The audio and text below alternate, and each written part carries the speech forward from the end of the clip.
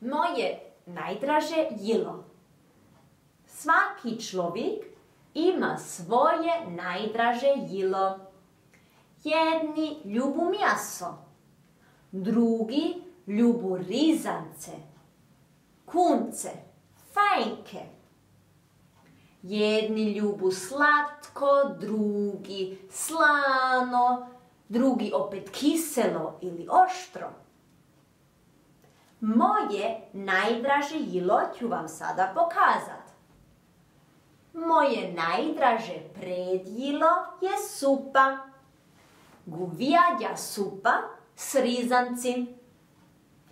Moje najdraže glavno jelo je mjaso s pireom od krumplov i zelena salata. Moj najdraži desert je sadija. Ja ljubim jagode, črišnje, jabuke, banane. Da, ja ljubim i torte s čuda čokoladom. A moje najdraže pilo je voda.